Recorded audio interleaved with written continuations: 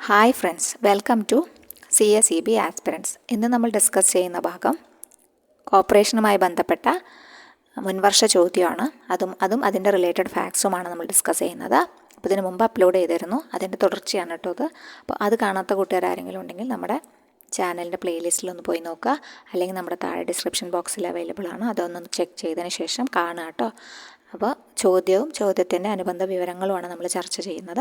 അപ്പോൾ നമ്മുടെ ചാനൽ ആദ്യമായിട്ട് കാണുന്ന കൂട്ടുകാർ ആരെങ്കിലും ഉണ്ടെങ്കിൽ ഒന്ന് സബ്സ്ക്രൈബ് ചെയ്ത് സപ്പോർട്ട് ചെയ്യുക. നിങ്ങളുടെ വിലപ്പെട്ട നിർദ്ദേശങ്ങൾ എന്തെങ്കിലും ഉണ്ടെങ്കിൽ അറിയിക്കുക. കൂടാതെ ചാനൽ ലൈക്ക് ചെയ്യുക. നിങ്ങളുടെ ഫ്രണ്ട്സിന് ആർക്കെങ്കിലും ഉപകാരപ്പെട്ടെങ്കിൽ ഒന്ന് ഷെയർ ചെയ്യുകയും കൂടി ചെയ്യുക കേട്ടോ. ഓക്കെ, അപ്പോൾ നമുക്ക് ചോദ്യത്തിലേക്ക് പോവാം. 71ാമത്തെ ചോദ്യമാണ് നമ്മൾ ഡിസ്കസ് ചെയ്യുന്നത് കേട്ടോ. 71ാമത്തെ ചോദ്യം: committee has recommended the ways and means to prevent vested interest in cooperative societies. അതായത് ഇത് റെക്കമെൻഡ് ചെയ്ത കമ്മിറ്റി ഏതാണെന്നാണ്. അതായത് ways and means to prevent vested interest prevent ചെയ്യുന്നതിന് വേണ്ടി കോപ്പറേറ്റീവ് സൊസൈറ്റീസിൽ റെക്കമെൻഡ് ചെയ്ത കമ്മിറ്റി എന്തെല്ലാമാണ്, ഏതാണെന്നൊന്ന് ചോദിച്ചിരുന്നു. Option A Swaminathan, B Gorwala, C Gadgil, D മിർദയാണ്. അപ്പോൾ മിർദ കമ്മിറ്റിയാണ് കേട്ടോ. മിർദ കമ്മിറ്റിയാണ് പ്രത്യേക തരത്തിലുള്ള താല്പര്യങ്ങൾ പ്രിവെൻറ്റ് ചെയ്യണം. വെസ്റ്റഡ് ആയിട്ടുള്ള താല്പര്യങ്ങൾ കോപ്പറേറ്റീവ് സൊസൈറ്റീസിന് ദോഷകരമായി ബാധിക്കും അല്ലേ.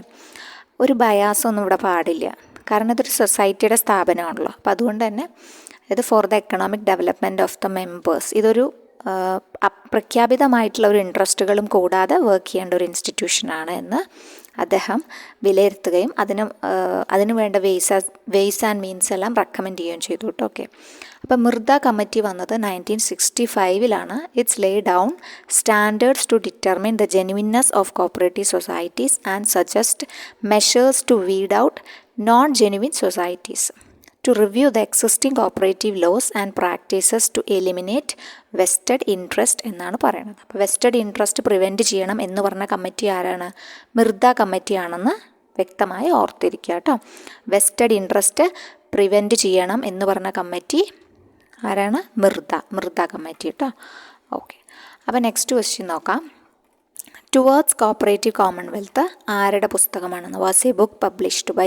ടുവേർഡ്സ് കോപ്പറേറ്റീവ് കോമൺവെൽത്ത് ഒരുപാട് റിപ്പീറ്റഡ് ക്വസ്റ്റ്യൻസ് തന്നെയാണ്. അപ്പോൾ നമ്മൾ ഒരു തുടക്കക്കാരാണെങ്കിൽ നമ്മളെപ്പോഴും, തുടക്കക്കാരായിക്കോട്ടെ അല്ലാത്തവരായിക്കോട്ടെ ആരായിരുന്നാലും, പ്രീവിയസ് ക്വസ്റ്റ്യൻ പേപ്പറാണ് നമ്മുടെ ശരിക്കും ഒരു റാങ്ക് ഫയൽ എന്ന് പറഞ്ഞു കഴിഞ്ഞാൽ. നമ്മുടെ CSEBക്ക് അങ്ങനെ ഒരു വ്യക്തമായ റാങ്ക് ഫയലോ വ്യക്തമായ സിലബസോ ഒന്നുമില്ല.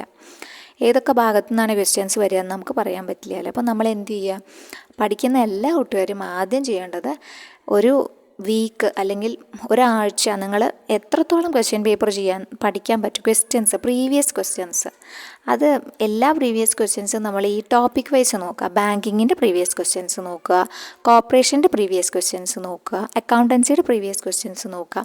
അതിനുശേഷം നിങ്ങൾ എന്താ ചെയ്യേണ്ടതെന്ന് വെച്ചാൽ ആ പ്രീവിയസ് ക്വസ്റ്റ്യൻ്റെ റിലേറ്റഡ് ഫാക്ട്സ് നോക്കി വയ്ക്കുക. ഇപ്പോൾ ഇപ്പോൾ പറഞ്ഞു ഒരു വെസ്റ്റഡ് ഇൻട്രസ്റ്റ് കമ്മിറ്റീസ് എന്ന് ക്വസ്റ്റ്യൻ വന്നു. അപ്പോൾ അതുപോലെ വീണ്ടും അടുത്ത ക്വസ്റ്റ്യൻ പേപ്പർ എടുത്താൽ 2, 3, 4 ക്വസ്റ്റ്യൻ കമ്മിറ്റീസ് എന്ന് വരുമല്ലേ.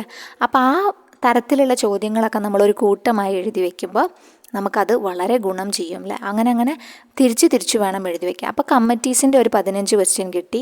പിന്നെ നിങ്ങൾ കമ്മിറ്റീസിൻ്റെ നോട്ട്സ് എവിടെന്നെങ്കിലും കാണുമ്പോൾ അത് കളക്ട് ചെയ്ത് പഠിക്കുമ്പോൾ ഇതുമായി കമ്പയർ ചെയ്ത് പഠിക്കുക. അപ്പോൾ നിങ്ങൾക്ക് വളരെ ഹെൽപ്ഫുള്ളാണ്. കാരണം ആ കമ്മിറ്റീസിൽ നിന്ന് എങ്ങനെ ചോദ്യങ്ങൾ വരുന്നു, ചോദ്യങ്ങൾ ഏതൊക്കെ രീതിയിലാണ് വരുന്നത്, ഏതൊക്കെ കമ്മിറ്റീസിനാണ് പ്രാധാന്യം കൊടുക്കേണ്ടത്, അപ്പോൾ അങ്ങനെ നമുക്ക് പഠിക്കാൻ പറ്റും. അപ്പോൾ കുറച്ച് ടൈം കൺസ്യൂമിങ് ആണെന്ന് തോന്നാം. ഒന്നും നമുക്ക് എളുപ്പത്തിൽ നേടിയെടുക്കാൻ പറ്റില്ല അല്ലേ. നമ്മൾ കുറച്ച് ടൈം കൺസ്യൂം ചെയ്യണം, നമ്മൾ ഹാർഡ് വർക്ക് ചെയ്യണം, നോട്ട്സ് പ്രിപ്പയർ ചെയ്യണം. നമ്മുടെ സെൽഫായിട്ടുള്ള നോട്ട്സാണ് ഏറ്റവും വലിയ അസറ്റ് എന്ന് പറഞ്ഞു കഴിഞ്ഞാൽ. അപ്പോൾ അതിന് നമ്മൾ കഷ്ടപ്പെടണം. ഓക്കെ, നമ്മളാണ് ഹാർഡ് വർക്ക് ചെയ്യേണ്ടത്. നമുക്ക് വേണ്ടിയിട്ടല്ലേ നമ്മൾ ജോലിക്ക് പഠിക്കണത്, വേറെ ആർക്കും വേണ്ടിയിട്ടല്ലല്ലോ. അപ്പോൾ അതുകൊണ്ട് തന്നെ ഓരോ കോർപ്പറേഷൻ്റെ കുറച്ച് ക്വസ്റ്റ്യൻസ് കിട്ടുമ്പോൾ 10 ക്വസ്റ്റ്യൻ അല്ലെങ്കിൽ 20 ക്വസ്റ്റ്യൻ കിട്ടുമ്പം അതുമായി റിലേറ്റഡ് ആയിട്ടുള്ള സംഭവങ്ങൾ നമ്മൾ പഠിച്ചു വയ്ക്കുക. മാർക്കറ്റ് ഫെഡ് എന്നൊരു ചോദ്യം വന്നു കഴിഞ്ഞാൽ മാർക്കറ്റ് ഫെഡ് പോയി പഠിക്കുക, അത് കറക്റ്റായിട്ട് പഠിക്കുക. അപ്പോൾ അങ്ങനെ പഠിക്കുമ്പോൾ എന്നിട്ട് നിങ്ങൾ ഒരു വീക്കോ അല്ലെങ്കിൽ ഒരു മന്തോ നിങ്ങൾ ഏതൊക്കെ ടോപ്പിക്ക് പഠിച്ചു എന്ന് വ്യക്തമായി എഴുതി വയ്ക്കുക.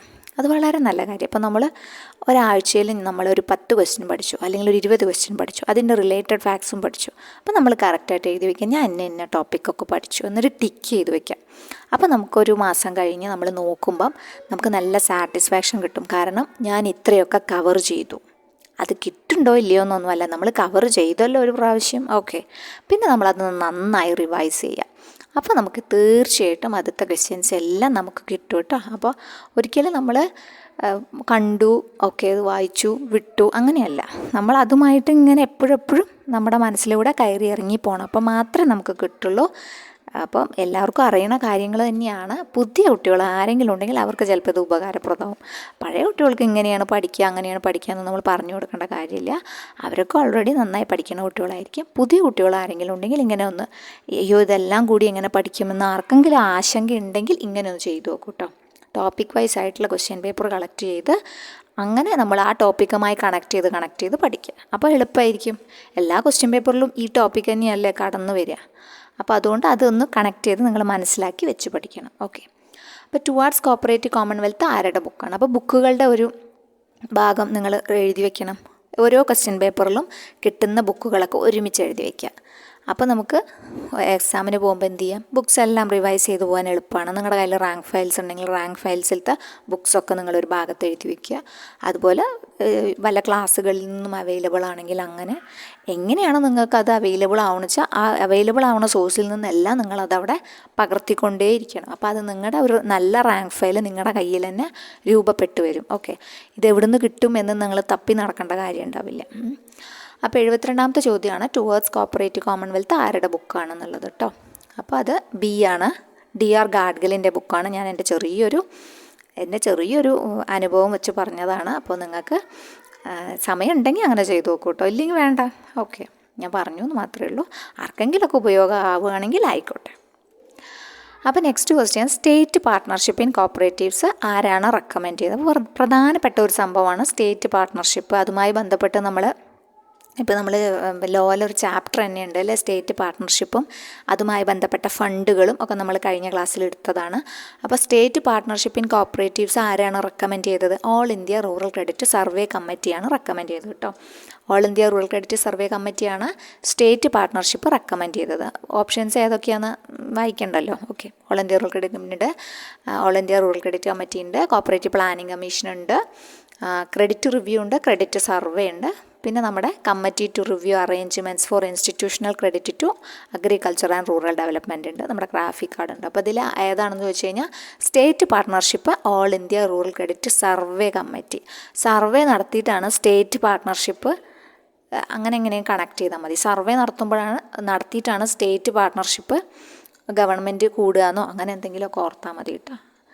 അപ്പോൾ ഈ all India rural credit survey കമ്മിറ്റിയുടെ കുറച്ച് ഫാക്ട്സ് നമ്മൾ ഡിസ്കസ് ചെയ്യുകയാണെങ്കിൽ, എഡി ഗോർവാലി ആയിരുന്നു ചെയർമാൻ അല്ലേ. എഡി ഗോർവാലിയാണ് ചെയർമാൻ ആയിട്ടുള്ളത്. ഗോർവാല മാത്രമാണോ കമ്മിറ്റിയിലുള്ളത്? അല്ല. ആരൊക്കെയാണ് അപ്പോൾ കമ്മിറ്റിയിലെ മെമ്പേഴ്സ് ആയിട്ടുള്ളത്?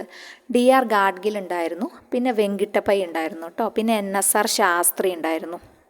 ഈ NSR ശാസ്ത്രീനെയാണ് മെമ്പർ സെക്രട്ടറി ആയിട്ട് അറിയപ്പെടുന്നത്. ഓക്കെ, ആരൊക്കെയാണ് മെമ്പേഴ്സ്? അപ്പോൾ ഇങ്ങനെ 4 മെമ്പേഴ്സാണ് ഉള്ളത്. ഒന്ന് എഡി ഗോർവാല ചെയർമാൻ, മെമ്പേഴ്സായിട്ടുള്ളത് DR ഗാഡ്ഗിൽ, B വെങ്കിട്ടപ്പയും NSR ശാസ്ത്രിയും. NSR ശാസ്ത്രിയുടെ പ്രത്യേകത എന്താണ്? അദ്ദേഹമാണ് മെമ്പർ സെക്രട്ടറി ആയിട്ടുണ്ടായിരുന്നത് കേട്ടോ. അപ്പോൾ ഈ all India rural credit survey കമ്മിറ്റീനെ ആരാണ് നിയമിച്ചതെന്ന് വെച്ച് കഴിഞ്ഞാൽ RBI ആണ് നിയമിച്ചത്. എപ്പോൾ നിയമിച്ചു? പൂനെയിൽ 1951 ഒരു കോൺഫറൻസ് നടക്കുകയുണ്ടായി. അപ്പോൾ അതുമായി ബന്ധപ്പെട്ട് RBI ആണ് അപ്പോയിൻ്റ് ചെയ്തത് കേട്ടോ. എഡി ഗോർവാല കമ്മിറ്റീനെ, all India rural credit survey കമ്മിറ്റീനെ ആരെ അപ്പോയിൻ്റ് ചെയ്തു? ഗോർവാല കമ്മിറ്റീനെ അപ്പോയിൻറ്റഡ് ബൈ RBI. എപ്പോൾ? Conference held at Pune in 1951. Okay, ഇനി റിപ്പോർട്ട് സബ്മിറ്റ് ചെയ്തതിനെക്കുറിച്ച് പറയുകയാണെങ്കിൽ അവർ 3 വോളിയംസ് ആയിട്ടാണ് കേട്ടോ റിപ്പോർട്ട് സബ്മിറ്റ് ചെയ്തത്.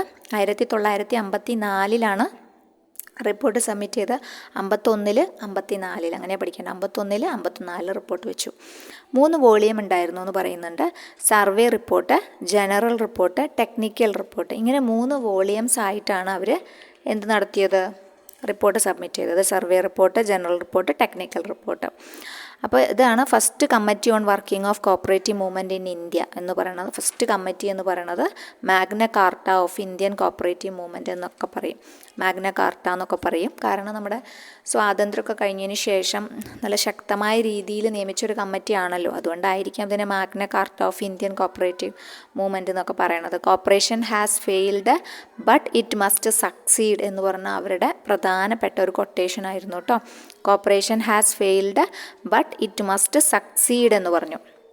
പിന്നെ ഇത് പവർഫുള്ളായൊരു കുറേ റെക്കമെൻഡേഷൻസ് തന്ന കമ്മിറ്റിയാണെന്ന് പറയാൻ കാരണം എന്താണെന്ന് വെച്ച് കഴിഞ്ഞാൽ, ഇന്ത്യയിലെ ഒരു 76ഓളം ജില്ലകൾ അവർ സന്ദർശിച്ചിട്ട് അതിനനുസരിച്ചിട്ടാണ് 600 വില്ലേജസ്, അതിൽ 600 വില്ലേജസിൽ 1.25 ലക്ഷത്തോളം ആൾക്കാരുടെ കയ്യിൽ നിന്ന്, ഫാമിലികളുടെ കയ്യിൽ നിന്ന് ഡാറ്റാസ് കളക്ട് ചെയ്തിട്ടാണ് അവരെന്ത് ചെയ്തത്, റിപ്പോർട്ട് സബ്മിറ്റ് ചെയ്തത്. ചുമ്മാ കണ്ടതും കേട്ടതും അവിടെ ഇവിടെ നടന്നിട്ടല്ല, വ്യക്തമായ ധാരണയോടുകൂടി ഉള്ളിലെ ഗ്രാമങ്ങളിൽ സന്ദർശിച്ച് ഈ ഉള്ളിലെ 600 വില്ലേജസിലൊക്കെ കയറി ഇറങ്ങി അവരുടെ ഡാറ്റാസും അവരുടെ പ്രശ്നങ്ങളും ഒക്കെ കണ്ടറിഞ്ഞിട്ടാണ് അവർ അങ്ങനെ ഒരു റിപ്പോർട്ട് സബ്മിറ്റ് ചെയ്യുന്നത്. അപ്പോൾ അതുകൊണ്ടാണ് അതിനത്ര വാല്യൂ ഉണ്ട് എന്ന് പറയണത് കേട്ടോ.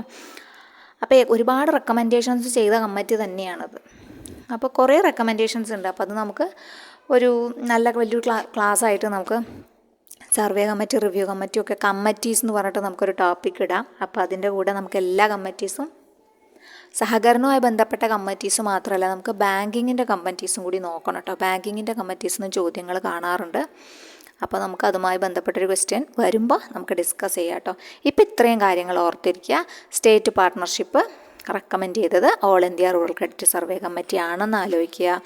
All India rural credit survey കമ്മിറ്റിയുടെ ചെയർമാൻ AD ഗോർവാലെ ആയിരുന്നു. 1951 നിയമിച്ചത്. അപ്പോയിൻ്റ് ചെയ്ത് RBI ആണ്. പൂനെയിലെ ഒരു കോൺഫറൻസിൽ വെച്ചിട്ടാണ് തീരുമാനമെടുക്കുന്നത്. 54 റിപ്പോർട്ട് സബ്മിറ്റ് ചെയ്യുന്നത്. 3 വോളിയൂംസ് ആയിട്ടാണ് റിപ്പോർട്ട് സബ്മിറ്റ് ചെയ്യുന്നത്. Survey report, general report, technical report. പിന്നെ ഉള്ളത് അവരുടെ മെമ്പേഴ്സാണ്. മെമ്പേഴ്സ് DR ഗാഡ്ഗിൽ ഉണ്ടായിരുന്നു, വെങ്കിട്ടപ്പൈ ഉണ്ടായിരുന്നു, NSR ശാസ്ത്രി ഉണ്ടായിരുന്നു. NSR ശാസ്ത്രിയുടെ ഒരു പ്രത്യേകത എന്താ വെച്ചാൽ അദ്ദേഹം മെമ്പർ സെക്രട്ടറി ആയിരുന്നു. First committee on working of cooperative movement in India ആണ് ഇത് കമ്മിറ്റി. പിന്നെ മാഗ്ന കാർട്ട എന്നറിയപ്പെടുന്നു. കോപ്പറേഷൻ പ്രധാനപ്പെട്ടൊരു കൊട്ടേഷൻ കൊടുത്തത് corporation has failed but it must succeed എന്നാണ് കേട്ടോ. പിന്നെ കുറച്ച് റെക്കമെൻഡേഷൻസ് വരുന്നുണ്ട്, അത് നമുക്ക് വഴിയെ പറയാം. നമുക്ക് അടുത്ത ആഴ്ചയിൽ, ഇപ്പം നമ്മൾ ആഴ്ചയായിട്ട് ഒരു വീക്കിലി ടോപ്പിക് ഇട്ടിട്ടുണ്ട്, നമ്മുടെ ടെലഗ്രാം ഗ്രൂപ്പിൽ ഇട്ടിട്ടുണ്ട്. അപ്പോൾ ചെറിയ കുറച്ച് ടോപ്പിക്ക് മാത്രമേ ഉൾപ്പെടുത്തിയിട്ടുള്ളൂ. ഒരുപാട് കുട്ടികൾ വർക്കിനൊക്കെ പോണ കുട്ടികളാണ്. അപ്പോൾ അതുകൊണ്ട് തന്നെ ഒരുപാട് ടോപ്പിക് ഇട്ടാൽ ചിലപ്പോൾ ആരും ഫോളോ ചെയ്തില്ല എന്ന് വരും. അപ്പോൾ നന്നായി ഒരുപാട് അതിനു വേണ്ടി കഷ്ടപ്പെട്ടിരിക്കുന്നവർക്ക് ആ ടോപ്പിക് കൊണ്ട് ഒന്നും ആവില്ല എന്ന് എനിക്കറിയാം. പക്ഷെ വർക്കിനൊക്കെ പോണവർക്ക് അത്യാവശ്യം സ്യൂട്ടബിളായിട്ട് ഫോളോ ചെയ്യാവുന്ന ഒരു ടോപ്പിക്കാണ്. കുറച്ച് ടോപ്പിക്കേ ഞാൻ ഇട്ടിട്ടുള്ളൂ. അപ്പോൾ അത് നിങ്ങൾക്ക് വേണമെങ്കിൽ ടെലഗ്രാം ഗ്രൂപ്പിൽ ഒന്ന് ജോയിൻ ചെയ്യുക. അതിനനുസരിച്ച് നിങ്ങളത് വെച്ച് ഫോളോ ചെയ്യാൻ പറ്റണവർ ഫോളോ ചെയ്യുക കേട്ടോ. പറ്റണവർ, എല്ലാവർക്കും ഇപ്പോൾ ഒരേപോലത്തെ സിറ്റുവേഷൻസ് ആയിരിക്കില്ല. പറ്റുവെച്ചാൽ ഫോളോ ചെയ്തോളൂ. അപ്പോൾ അതുമായി ബന്ധപ്പെട്ട വീഡിയോസ് എല്ലാം നമ്മൾ ചാനലിലിടും.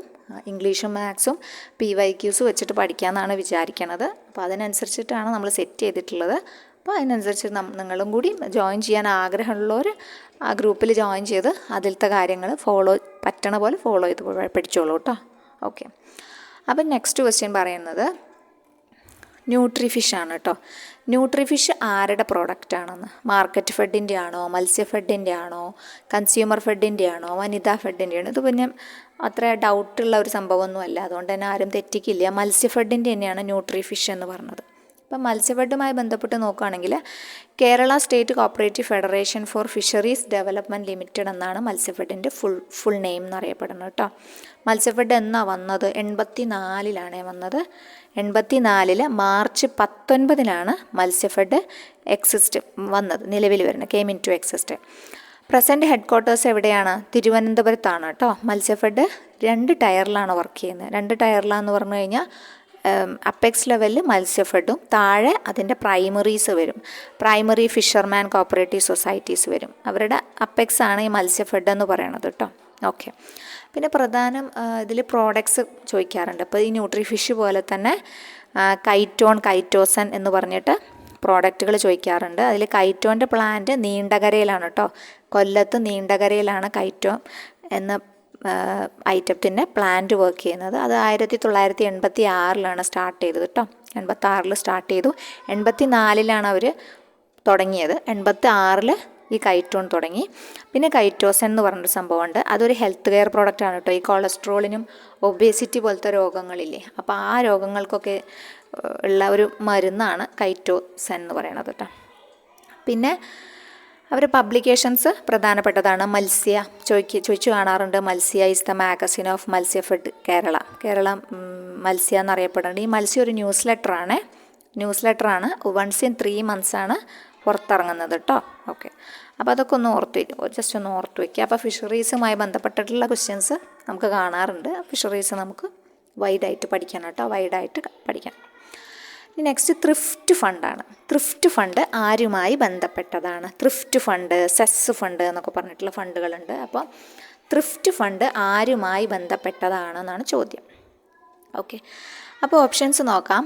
Workers industrial cooperative societies, labour contract societies, വനിതാ cooperative societies, weavers cooperative societies ആണ് കേട്ടോ. അപ്പോൾ അതിൽ വീവേഴ്സ് കോപ്പറേറ്റീവ് സൊസൈറ്റീസ് ആണ് എന്ത് ത്രിഫ്റ്റ് ഫണ്ട് എന്ന് പറയണത് കേട്ടോ. അപ്പോൾ നമ്മുടെ Kerala state handloom weavers cooperative സൊസൈറ്റിയാണ് എന്ത് ഈ ഒരു വീവേഴ്സ് കോപ്പറേറ്റീവ് സൊസൈറ്റിയുടെ അപ്പെക്സ് ആയിട്ടുള്ളത്. അതായത് ഹാൻടെക്സ് എന്നറിയപ്പെടും കേട്ടോ. വീവേഴ്സിൻ്റെ ഹാൻടെക്സ് ആണ് അതിൻ്റെ അപ്പെക്സ് ആയിട്ട് അറിയപ്പെടുന്നത്. ഓക്കെ, ഹാൻടെക്സ് ആണ്. അപ്പോൾ ഹാൻടെക്സ് ഒരു പ്രൊഡ്യൂസേഴ്സ് സൊസൈറ്റിയാണ്. നമ്മൾ റൂൾ 15 നമ്മൾ പറഞ്ഞിട്ടുണ്ട് പ്രൊഡ്യൂസേഴ്സ് സൊസൈറ്റി ഏതൊക്കെയാണ്, അതിനൊരു കോഡൊക്കെ നമ്മൾ പറഞ്ഞായിരുന്നു. അപ്പോൾ കാണാത്ത കൂട്ടുകാർ ആരെങ്കിലും ഉണ്ടെങ്കിൽ റൂൾ 15 വളരെ ഇമ്പോർട്ടൻ്റ് ആണ്. അപ്പോൾ അതൊന്ന് പഠിച്ചു വെക്കണം കേട്ടോ. ഓക്കെ, അപ്പെക്സ് ലെവൽ വീവേഴ്സ് സൊസൈറ്റിയാണ് എന്ത് ഹാൻടെക്സ് എന്നത്. എന്നാ എസ്റ്റാബ്ലിഷ് ചെയ്തത്? 1961 കേട്ടോ. വീവേഴ്സ് എസ്റ്റാബ്ലിഷ് ചെയ്യുന്നത് 61. 1960 അവരുടെ ആക്ട് വരുന്നുണ്ട്. പിന്നെ 1961 അവർ രൂപം കൊണ്ടു. 27/7 കേട്ടോ. 27/7 1961 അവർ തുടങ്ങുന്നത്. ഹെഡ് ക്വാർട്ടേഴ്സ് തിരുവനന്തപുരം തന്നെയാണ്. ഹാൻടെക്സിൻ്റെ ഹെഡ് ക്വാർട്ടേഴ്സ് എവിടെയാണ്? തിരുവനന്തപുരമാണ്. ഓൾ ഓഫ് ദ സ്റ്റേറ്റ് ആണ് അവരുടെ പ്രവർത്തന പരിധി വരുന്നത്. ഹാൻടെക്സ് എന്ന് പറഞ്ഞിട്ടാണ് അവരുടെ പ്രോഡക്ട്സിന് ട്രേഡ് നെയിം വരുന്നത് കേട്ടോ. ഹാൻടെക്സ് എന്ന പേരിലാണ്. അവരാണ് ഈ സെസ് ഫണ്ടും ത്രിഫ്റ്റ് ഫണ്ടും ഒക്കെ മാനേജ് ചെയ്യുന്നത്. ആരാണ്? ത്രിഫ്റ്റ് ഫണ്ടും സെസ് ഫണ്ടും ഒക്കെ മാനേജ് ചെയ്യുന്നത് വീവേഴ്സ് കോപ്പറേറ്റീവ് സൊസൈറ്റിയാണ്. അവരുടെ അപ്പെക്സ് ആണ് ഹാൻടെക്സ്. ഹാൻടെക്സിൻ്റെ ആസ്ഥാനം തിരുവനന്തപുരത്താണ്. 1961 നിലവിൽ വന്നു. 1960 ആക്ട് നിലവിൽ വരുന്നത്. അവരൊരു പ്രൊഡ്യൂസേഴ്സ് സൊസൈറ്റിയാണെന്ത് ഹാൻടെക്സ് കേട്ടോ. ഓക്കെ, അപ്പോൾ അതൊക്കെയാണ് ഹാൻടെക്സുമായി ബന്ധപ്പെട്ടിട്ട് പറയാനുള്ളത് കേട്ടോ. അതിൽ പ്രൈമറി വീവേഴ്സ്, അതിൻ്റെ കൂടെ തന്നെ കോപ്പറേറ്റീവ് സ്പിന്നിങ് മിൽസാണ് അവരുടെ മെമ്പേഴ്സായിട്ട് വരുന്നത്. പ്രൈമറി വീവേഴ്സ് സൊസൈറ്റി ഉണ്ട്, കോപ്പറേറ്റീവ് സ്പിന്നിങ് മിൽസ് ഉണ്ട്. ഇവർ 2 പേരുമാണ് ഇവരുടെ അണ്ടറിൽ വരുന്നത് കേട്ടോ. ഹാൻടെക്സ് പ്രൈമറി വീവേഴ്സ് സൊസൈറ്റി പോലെ തന്നെ കോപ്പറേറ്റീവ് സ്പിന്നിങ് മിൽസും ഇവരുടെ അണ്ടറിൽ തന്നെയാണ് പ്രവർത്തനം ഉള്ളത്. പിന്നെ നെക്സ്റ്റ് ചോദിക്കുകയാണെങ്കിൽ അടുത്ത ക്വസ്റ്റ്യൻ, ആരാണ് first president of national dairy development? NDDBയുടെ ആദ്യത്തെ പ്രസിഡന്റ് ആരാണ് എന്നാണ് ചോദ്യം. പട്ടേലാണോ, വർഗീസ് കുര്യനാണോ, ഡോക്ടർ സീമയാണോ, നൺ ഓഫ് ദിസ് ആണോ? ആരാണ് NDDB? ആരാണ് NDDB? വർഗീസ് കുര്യനാണ് അല്ലേ. NDDB ആരുടെയാണ്? വർഗീസ് കുര്യൻ്റെയാണ് NDDB എന്ന് പറഞ്ഞു കഴിഞ്ഞാൽ. ഓക്കെ, അപ്പോൾ വർഗീസ് കുര്യനുമായി ബന്ധപ്പെട്ട് അല്ലെങ്കിൽ നമ്മുടെ NDDBയുമായി ബന്ധപ്പെട്ട് നമുക്ക് കുറച്ച് കാര്യങ്ങൾ ഒന്ന് ഓർത്തിട്ട് പോവാം. എവിടെയാണ് അവരുടെ ഹെഡ് ക്വാർട്ടേഴ്സ് വരുന്നത്? ആനന്ദ്, ഗുജറാത്തിലാണ്. NDDBയുടെ ഹെഡ് ക്വാർട്ടേഴ്സ് എവിടെയാണ്? ആനന്ദ്, ഗുജറാത്തിലാണ് NDDBയുടെ ഹെഡ് ക്വാർട്ടേഴ്സ്. എന്നാണ് അവർ പ്രവർത്തനം ആരംഭിച്ചത്? 1965 രജിസ്റ്റർ ചെയ്തു. പക്ഷെ അവർ ആക്റ്റൊക്കെ വരുന്നത് 87 കേട്ടോ. 1987 കേട്ടോ NDDB ആക്ട് വരുന്നത്. അതിന് മുമ്പേ അവർ പ്രവർത്തനമൊക്കെ ആരംഭിച്ചു 1965. ആക്ട് വന്നത് ആക്ട് 37 ഓഫ് 1987 എന്ന പേരിലാണ്. 1987 NDDB ആക്ട്, പ്രത്യേകം ഓർത്തു വയ്ക്കുക. പ്രവർത്തനം 65 ആനന്ദിൽ തുടങ്ങിയിട്ടുണ്ട് കേട്ടോ. ഓക്കെ, പിന്നെ വേൾഡ് മിൽക്ക് ഡേ എന്നാണ്? ജൂൺ 1 കേട്ടോ. World milk day June 1. Varghese കുര്യനാണ് അതിൻ്റെ ഫൗണ്ടർ അല്ലേ. ഫൗണ്ടർ ആരാണ്? NDDBയുടെ ഫൗണ്ടർ വർഗീസ് കുര്യനാണ്. വർഗീസ് കുര്യൻ തന്നെയാണ് ഫസ്റ്റ് ചെയർമാൻ കേട്ടോ. പിന്നെ കോ ഫൗണ്ടർ ആരായിരുന്നു? അതാണ് പട്ടേൽ, അമൃത പട്ടേൽ. അതാണ് കോ ഫൗണ്ടർ എന്നറിയപ്പെടുന്നത്. അതാണ് നമ്മുടെ ഓപ്ഷൻ എയിലുള്ള പട്ടേൽ. ഓക്കെ, പിന്നെ നാഷണൽ ഡയറി റിസർച്ച് ഇൻസ്റ്റിറ്റ്യൂട്ട് എവിടെയാണ് സ്ഥിതി ചെയ്യുന്നത്? Karnal, Haryana. National dairy research institute Karnal, Haryana. National dairy പിന്നെ പ്ലാൻ ഉണ്ട്, മിഷൻ മിൽക്ക് ഇംപ്ലിമെൻറ്റ് ചെയ്തു. അങ്ങനെ കുറേ കാര്യങ്ങൾ പാലുൽപാദനവുമായി ബന്ധപ്പെട്ട് അതൊക്കെ ഇപ്പോൾ 2012 മറ്റുമാണ് തുടങ്ങുന്നത്. അപ്പോൾ അതുമായി ബന്ധപ്പെട്ട് കുറേ റെവല്യൂഷൻസ് കൊണ്ടുവന്നിട്ടുണ്ട് വർഗീസ് കുര്യൻ്റെ നേതൃത്വത്തിൽ. മദർ ഡയറി എന്ന് പറഞ്ഞൊരു യൂണിറ്റ് തന്നെ അവർ സബ്സിഡിയറി യൂണിറ്റ് ആണ് കേട്ടോ. NDDBയുടെ സബ്സിഡിയറി യൂണിറ്റ് അറിയപ്പെടുന്ന പേരെന്തായിരുന്നു? മദർ ഡയറി കേട്ടോ, മദർ ഡയറി. ഇത്രയാണ് NDDBയുടെ വർഷം ഏതാണ്? വർഷം 65. എവിടെയാണ് ഹെഡ് ക്വാർട്ടേഴ്സ്? ഗുജറാത്തിലെ ആനന്ദിൽ. അപ്പോൾ ആക്ട് വരുന്നത് 87 കേട്ടോ, അതൊക്കെ ഓർത്ത് വയ്ക്കണം. June 1 milk day, world milk day. Chairman Varghese Kurien, co founder Amrita Patel. Okay. പിന്നെ നെക്സ്റ്റ് നമ്മുടെ dash is the national level institution for cooperative marketing. Cooperative മാർക്കറ്റിൻ്റെ നാഷണൽ ലെവൽ ഇൻസ്റ്റിറ്റ്യൂഷൻ ആരാണെന്നാണ് ചോദ്യം. ആരാണ്? നാഫെഡ് ആണ് അല്ലേ. നാഫെഡ് ആണ് കോപ്പറേറ്റീവ് ലെവലിൻ്റെ കോപ്പറേറ്റീവ് മാർക്കറ്റിങ്ങിൻ്റെ കേട്ടോ. കോപ്പറേറ്റീവ് മാർക്കറ്റിങ്ങിൻ്റെ നാഫെഡ് ആണ് വരുന്നത്. അപ്പം നാഫെഡ് ഏതാ വർഷം? 1958 കേട്ടോ. നാഫെഡ് ഏതാ വർഷം? 2/10/1958. നമ്മുടെ ഒക്ടോബർ 2 ഗാന്ധി ജയന്തി ഡേക്കുണ്ടായ ഇൻസ്റ്റിറ്റ്യൂഷൻ ഏതാണെന്നൊട്ടൊരു ചോദ്യം മുമ്പെങ്ങാണ്ട് വന്നായിരുന്നു കേട്ടോ. ഒക്ടോബർ 2 ഗാന്ധി ജയന്തിയുടെ അന്നാണ് തുടങ്ങുന്നത്. 2/10/1958. 2/10/1958 നാഫെഡ്. ഹെഡ് ക്വാർട്ടേഴ്സ് എവിടെയാണ്? ന്യൂഡൽഹിയാണ്. ഇത് ഏത് ആക്ട് പ്രകാരമാണ് രജിസ്റ്റർ ചെയ്തത്? Multi state cooperative societies act ആണ്. Multi state cooperative societies act 2002 പ്രകാരമാണ് രജിസ്റ്റർ ചെയ്യുന്നത്. പിന്നെ ICL മെമ്പറാണ് കേട്ടോ. നാഫെഡ് ICL മെമ്പറാണ്. ഇവർ പ്രധാനപ്പെട്ട ഫണ്ടുകളൊക്കെ കൊടുക്കുന്നത് NCDC ആണ് കേട്ടോ. നാഫെഡിന് ആവശ്യമായ പ്രധാന ഫണ്ട് കൊടുക്കുന്നത് ആരാണ്? NCDC ആണ്. അവർ പബ്ലിക്കേഷൻസ് ചോദിക്കാറുണ്ട് കേട്ടോ. കോപ്പറേറ്റീവ് ടൂർ എന്നത് നാഫെഡിൻ്റെ പബ്ലിക്കേഷനാണ്. 86 തന്നെയാണ്, 86ലാണ് അത് വർഷം കേട്ടോ. നാഫെഡ് ന്യൂസ് എന്ന് പറഞ്ഞിട്ടുണ്ട്. പിന്നെ ചോദിക്കില്ല നാഫെഡ് എന്ന് പേര് വന്ന കാരണം. കോപ്പറേറ്റീവ് ടൂർ ചോദിക്കാൻ സാധ്യതയുണ്ട് കേട്ടോ, 1986. പിന്നെ products NAFED CTC, NAFED premium tea എന്നൊക്കെ പറഞ്ഞതൊക്കെ നാഫെഡ് എന്നുള്ള കാരണം ചോദിക്കാൻ സാധ്യത കുറവാണ്. കോപ്പറേറ്റീവ് ടൂർ ഒന്ന് ഓർത്ത് വയ്ക്കുക കേട്ടോ. നാഫെഡ് കോപ്പറേറ്റീവ് ടൂറുമായി എങ്ങനെയെങ്കിലും നിങ്ങൾ കണക്ട് ചെയ്ത് വെക്കണം. അപ്പോൾ നാഫെഡുമായി ബന്ധപ്പെട്ട കുറച്ചും കൂടുതൽ കാര്യങ്ങളുണ്ട്, അത് നമുക്ക് പഠിക്കണം കേട്ടോ. കറക്റ്റായിട്ട് എല്ലാം പഠിക്കണം. Okay. Golden ears of God's own country. Golden ears of God's own country എന്നത് ആരുടെ ആപ്തവാക്യമാണ് എന്നാണ് ചോദിച്ചിരിക്കുന്നത്. ആരുടെ ആപ്തവാക്യമാണ്? ഗോൾഡൻ ഇയേഴ്സ് ആണ്. ഗോൾഡൻ ഇയേഴ്സ് ആണ്. Golden ears of God's own country. Kerala ടൂറിസത്തിൻ്റെ ആണോ, ഹാൻഡെക്സിൻ്റെ ആണോ, ഹാൻഡിക്രാഫ്റ്റിൻ്റെ ആണോ, ഹാൻഡ് വീവിൻ്റെ ആണോ? ആരുടെയാണെന്നാണ് ചോദിച്ചിരിക്കുന്നത്. അപ്പോൾ നമുക്ക് ഹാൻഡെക്സ്, ഹാൻഡ് വീവ്, ഹാൻഡിക്രാഫ്റ്റ് ഇത് ഒക്കെ ഒരേപോലെയാണ് നിൽക്കണത് അല്ലേ. അപ്പോൾ അത് കാരണം നമുക്ക് ഡൗട്ട് വരാൻ പാടില്ല. സുരഭിയാണ് കേട്ടോ. Kerala state handicraft apex cooperative society എന്ന് പറഞ്ഞ ഹാൻഡിക്രാഫ്റ്റിൻ്റെ അപ്പെക്സ് ഏതാ? സുരഭി എന്നറിയപ്പെടും. അവരുടെയാണ് ഗോൾഡൻ ഇയേഴ്സ്. ഹാൻഡിക്രാഫ്റ്റിൻ്റെയാണ് golden ears of God's own country. ഇതേപോലെ തന്നെയുണ്ട് ഗോൾഡൻ യാൺസ് എന്ന് പറയുന്നുണ്ട്. Golden yarns of God's own country എന്ന് പറഞ്ഞ കയറാണ്. യാൺ എന്ന് പറഞ്ഞാൽ കയറാണ് കേട്ടോ. യാണ് കയറ്. ഇയേഴ്സ് വന്നാലോ ഹാൻഡിക്രാഫ്റ്റ് കേട്ടോ. ഇയേഴ്സ് വന്നാൽ ഹാൻഡിക്രാഫ്റ്റ്, യാണ് കയറ്. അത് പ്രത്യേകം ഓർത്ത് വയ്ക്കണം. അത് രണ്ടും ചിലപ്പോൾ ഡൗട്ട് അടിക്കാൻ സാധ്യതയുണ്ട്, അതുകൊണ്ട് പറഞ്ഞത്. അപ്പോൾ സുരഭിനെ കുറിച്ച് ചോദിച്ച് നോക്കാം. ഹാൻഡിക്രാഫ്റ്റിൻ്റെ അപ്പെക്സ് ആരാണ്? സുരഭിയാണ്.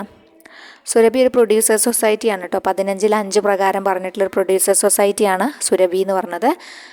ഹാൻഡിക്രാഫ്റ്റ് 2 ടയർ തന്നെയാണ്. സുരഭി സെൻട്രൽ അപ്പെക്സ് ലെവലിൽ വരും. പിന്നെ താഴെ പ്രൈമറി ഹാൻഡിക്രാഫ്റ്റ് സൊസൈറ്റീസ് വരും. ഓക്കെ, അതൊക്കെയാണ്. പിന്നെ പ്രധാനപ്പെട്ടത് 1964 അവരുടെ രജിസ്റ്റർ ചെയ്ത വർഷം കേട്ടോ. 1964 രജിസ്റ്റർ ചെയ്തത്. 16/9/1964 പ്രവർത്തനം ആരംഭിക്കുന്നത്. 21/9/1964. രണ്ടും ഒരേ വർഷം തന്നെയാണ്. 1964 16/9 രജിസ്റ്റർ ചെയ്യുന്നു. പിന്നെ സ്റ്റാർട്ടഡ് ഫങ്ഷനിങ് 21/9 കേട്ടോ. അപ്പോൾ അതൊക്കെ ഒന്ന് ഓർത്ത് വയ്ക്കുക. ഗോൾഡൻ ഇയേഴ്സും ഗോൾഡൻ യാൺസും ഓർത്ത് വയ്ക്കുക. പിന്നെ അവരുടെ ഹെഡ് ക്വാർട്ടേഴ്സ് എവിടെയാണ്? എറണാകുളത്താണ് കേട്ടോ. ആസ്ഥാനം എറണാകുളത്താണ്. പിന്നെ കൂടുതലായിട്ട് നമ്മുടെ ഈ സുരഭിക്ക് ഫിനാൻഷ്യൽ അസിസ്റ്റൻറ്റ് കൊടുക്കുന്നത് ഹഡ്കോയാണ് കേട്ടോ. ഹഡ്കോയാണ്. ഹൗസിങ്ങുമായി ബന്ധപ്പെട്ട നമ്മുടെ ഹഡ്കോയാണ് സുരഭിക്ക് ഫണ്ടൊക്കെ കൊടുക്കുന്നുണ്ട്. ഓക്കെ, അപ്പോൾ പിന്നെ അടുത്ത ക്വസ്റ്റ്യൻ നോക്കാം. അടുത്ത ക്വസ്റ്റ്യൻ നബാർഡുമായി ബന്ധപ്പെട്ടതാണ്. Dash is the custodian of national rural credit stabilisation fund. Option A RBI, option B NABARD, option C ഗോബി നമ്മുടെ കോപ്പറേറ്റീവ് ബാങ്ക് അതുമായി ബന്ധപ്പെട്ട കോബിയാണ്. COBI ആണ്. ഓക്കെ, COBI ആണ് ഉദ്ദേശിച്ചത്. Okay, D none of this. അപ്പോൾ ഇതിലേതാണ്? നബാർഡാണ് അല്ലേ. National rural credit stabilisation fund ആരുടെ നേതൃത്വത്തിലുള്ള ഫണ്ടാണ്? നബാർഡിൻ്റെ നേതൃത്വത്തിലുള്ള ഫണ്ടാണ് കേട്ടോ. Custodian of national rural credit stabilisation fund ആരാണ്? നബാർഡാണ് കേട്ടോ. ഓക്കെ. പിന്നെ അടുത്ത ക്വസ്റ്റ്യൻ വരുന്നത് നമ്മുടെ outright purchase system. Outright purchase system എന്താണെന്നാണ്. ഔട്ട്റൈറ്റ് പർച്ചേസ് സിസ്റ്റം ആരാണ് ഫോളോ ചെയ്യുന്നത്? അപ്പോൾ അതെന്താണെന്ന് നോക്കണം. മാർക്കറ്റിംഗ് സൊസൈറ്റീസ് ആണ്, കൺസ്യൂമർ സൊസൈറ്റീസ് ആണോ, പ്രോസസ്സിംഗ് കോപ്പറേറ്റീവ്സ് ആണോ, മാർക്കറ്റിംഗ് സൊസൈറ്റീസ് ആണോ, ക്രെഡിറ്റ് സൊസൈറ്റീസ് ആണോ എന്നാണ് ചോദ്യം വന്നിരിക്കുന്നത്. അപ്പോൾ ഔട്ട്റൈറ്റ് പർച്ചേസ് സിസ്റ്റം എന്താണെന്ന് അറിയണ്ടേ? അപ്പോഴല്ലേ നമുക്ക് അത് ആരുടെയാണെന്നൊന്ന് മനസ്സിലാക്കാൻ പറ്റുള്ളൂ. അപ്പോൾ ഈ ഔട്ട്റൈറ്റ് പർച്ചേസ് സിസ്റ്റം എന്ന് പറഞ്ഞു കഴിഞ്ഞാൽ സൊസൈറ്റി ഒരുമിച്ച് അഗ്രികൾച്ചറൽ പ്രൊഡ്യൂസ് മെമ്പേഴ്സിൻ്റെ കയ്യിൽ നിന്ന് അവർക്ക് ആ റൂളിംഗ് മാർക്കറ്റ് പ്രൈസ്, അപ്പോൾ ഏതാണോ റൂളിംഗ് മാർക്കറ്റ് പ്രൈസ് ഉള്ളത് അതിനനുസരിച്ച് വാങ്ങിക്കുകയാണ് കേട്ടോ. അപ്പോൾ ഈ വാങ്ങിക്കുമ്പോൾ തന്നെ അവർക്ക് കാശ് കൊടുത്ത് ഒഴിവാക്കും. ഇതൊക്കെ സക്സസ്ഫുൾ ആയിട്ട് നടക്കുന്നുണ്ടോ എന്ന് ചോദിച്ചാൽ ഒക്കെ ഡൗട്ടാണ്. അപ്പോൾ നമ്മൾ പഠിക്കുക, നമുക്ക് മാർക്ക് കിട്ടിയാൽ പോരെ. ഇതിപ്പം അങ്ങനെ നടക്കുന്നുണ്ടോ എന്ന് ചോദിച്ചു കഴിഞ്ഞാൽ നമ്മൾ പെടും. അങ്ങനെയൊക്കെ ഉണ്ടോ എന്ന് ചോദിച്ചാൽ എനിക്കറിയില്ല കേട്ടോ. കാരണം ഒരുപാട് കുടിശ്ശികയൊക്കെ കൊടുക്കാനുണ്ട്. അപ്പം നെല്ല് വാങ്ങിക്കും, നെല്ല് സംഭരണം എന്ന് പറഞ്ഞിട്ട്. പിന്നെ നമുക്ക് കുടിശ്ശികയൊക്കെ കിടക്കണുണ്ട്. അതൊക്കെ അവരുടെ കാര്യം. ഔട്ട്റൈറ്റ് പർച്ചേസ് സിസ്റ്റം എന്ന് പറഞ്ഞാൽ സ്പോട്ടിൽ തന്നെ പേയ്മെൻറ്റ് കൊടുക്കും എന്നാണ് ഉദ്ദേശിക്കുന്നത്. സൊസൈറ്റികൾ സ്പോട്ടിൽ പേയ്മെൻറ്റ് കൊടുത്തിട്ട് റൂളിംഗ് മാർക്കറ്റ് പ്രൈസിൽ വാങ്ങിക്കുന്നു. എന്നിട്ട് പിന്നെ അവരത് പിന്നെ അതിൻ്റെ ഉത്തരവാദിത്വം അവർക്കാണ് കേട്ടോ. In outright purchase system payment is made at the time of purchase. അതാണ് പ്രത്യേകം. അറ്റ് ദ ടൈം ഓഫ് പർച്ചേസിൽ തന്നെ പേയ്മെൻറ്റ് കൊടുത്തിട്ടാണ് ഈ ഔട്ട്റൈറ്റ് പർച്ചേസ് സിസ്റ്റത്തിൽ പ്രോഡക്ട്സ് വാങ്ങണത്. ഓക്കെ. അപ്പോൾ ഇത് ഫാർമേഴ്സിനെ സംബന്ധിച്ചൊരു വലിയ ഒരു അനുഗ്രഹം തന്നെയാണ് അല്ലേ. അവർക്ക് അതിനെക്കുറിച്ച് പിന്നെ മാർക്കറ്റ് കണ്ടെത്തണ്ട, അത് വിൽക്കാൻ വേണ്ടിയിട്ടുള്ള ബുദ്ധിമുട്ടുകളൊന്നും അനുഭവിക്കേണ്ട. നേരിട്ട് സൊസൈറ്റി തന്നെ വാങ്ങുകയാണല്ലോ, അതുകൊണ്ട് ബെറ്റർ പ്രൈസ് ലഭിക്കുകയും ചെയ്യും. പക്ഷേ സൊസൈറ്റിക്ക് എന്തുണ്ട്? ബാധ്യതയുണ്ട്. ഇത് പിന്നെ എന്തെങ്കിലും ആക്കണ്ടേ? ഇതിന് കറക്റ്റായിട്ടുള്ള ഫ്ലക്ച്വേഷൻസ് വരികയാണ്. ആ സമയത്ത് നല്ല ഡിമാൻഡ് ഉണ്ടായിരുന്നു. അപ്പോൾ കർഷകന് നല്ല പൊന്നും വില കൊടുത്ത് സൊസൈറ്റി വാങ്ങി. പിന്നെ മാർക്കറ്റ് ഡള്ളായി എന്ന് വയ്ക്കുക. അപ്പോൾ അത് ആരുടെ തലയപ്പെടും? സൊസൈറ്റിയുടെ പെടുമല്ലേ. അപ്പോൾ അതിന് വേണ്ടിയിട്ട് ആ ലോസസ് നമ്മൾ ആൻറ്റിസിപ്പേറ്റ് ചെയ്യണമല്ലോ.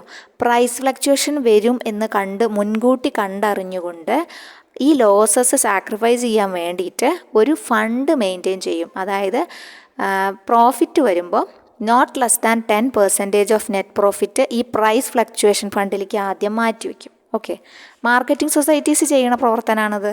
മാർക്കറ്റിംഗ് സൊസൈറ്റീസ് ഒരു ഫണ്ട് അതിന് വേണ്ടി ക്രിയേറ്റ് ചെയ്യുന്നുണ്ട്. ഏത് സമയത്ത് ഇങ്ങനെ എമർജൻസി വന്നു അവർക്ക് ബാഡ് ഡെറ്റ് ഉണ്ടാവാതിരിക്കാൻ അവർ ചെയ്യുന്ന പണിയാണ് നോട്ട് ലെസ് ദാൻ 10%. നെറ്റ് പ്രോഫിറ്റിൻ്റെ നോട്ട് ലെസ് ദാൻ 10% ഒരു പ്രൈസ് ഫ്ലക്ച്വേഷൻ ഫണ്ടായിട്ട് ക്രിയേറ്റ് ചെയ്ത് മാറ്റി വയ്ക്കുന്നു. സോ അവർക്ക് പേടിക്കേണ്ടതില്ല.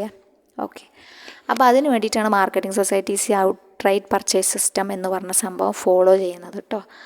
അപ്പോൾ നമ്മുടെ 80 ക്വസ്റ്റ്യനായി. പിന്നെ ഇനി നമുക്ക് ലോ ആണ് ഡിസ്കസ് ചെയ്യാനുള്ളത് കേട്ടോ. ലോ നമുക്ക് അടുത്ത ക്ലാസ്സിൽ ഡിസ്കസ് ചെയ്യാം. അടുത്ത ഒരു സീരീസായിട്ട് നമുക്ക് ലോ തുടങ്ങാം. അപ്പോൾ നമുക്ക് അടുത്ത ക്ലാസ്സിൽ ലോ മാത്രമല്ല നമ്മൾ കുറച്ച് ടോപ്പിക്സൊക്കെ ഇങ്ങനെ ഇടുന്നുണ്ട്. അപ്പോൾ നമ്മുടെ ഡെയിലി ഗ്രൂപ്പ് കാണുന്ന ആൾക്കാരാണെങ്കിൽ അറിയാം, അല്ല ഡെയിലി വീഡിയോസ് കാണുന്ന ആൾക്കാരാണെങ്കിൽ അറിയാം. അപ്പോൾ നമുക്ക് ഇപ്രാവശ്യത്തെ CSEB എക്സാമിന് തന്നെ മാക്സിമം നന്നായിട്ട് പഠിക്കുക. CSEB മാത്രമല്ല PSC കാണുന്ന കുട്ടികളാണെങ്കിൽ PSCക്ക് നന്നായിട്ട് പഠിക്കുക. ഇനിയിപ്പോൾ വരാനുള്ളത് കേരാഫെഡാണ് വരാനുള്ളത് അല്ലേ. ഓക്കെ. അപ്പോൾ നമുക്ക് അടുത്ത ക്ലാസ്സിൽ കാണാം. അപ്പോൾ നമ്മുടെ ചാനൽ സബ്സ്ക്രൈബ് ചെയ്യാതെ കാണുന്ന ആരെങ്കിലും ഉണ്ടെങ്കിൽ ഒന്ന് സബ്സ്ക്രൈബ് ചെയ്ത് സപ്പോർട്ട് ചെയ്യുക. പിന്നെ എന്തെങ്കിലും കമൻസ് ഉണ്ടെങ്കിൽ അയയ്ക്കുക. പിന്നെ വീഡിയോ ഒന്ന് ലൈക്ക് ചെയ്യുക. നിങ്ങളുടെ കൂട്ടുകാർക്ക് ആർക്കെങ്കിലും ഉപകാരപ്പെടുന്നു തോന്നുകയാണെങ്കിൽ ഒന്ന് ഷെയർ ചെയ്യുക കേട്ടോ. ഓക്കെ. അപ്പോൾ നമുക്ക് അടുത്ത വീഡിയോയിൽ കാണാം. Thank you.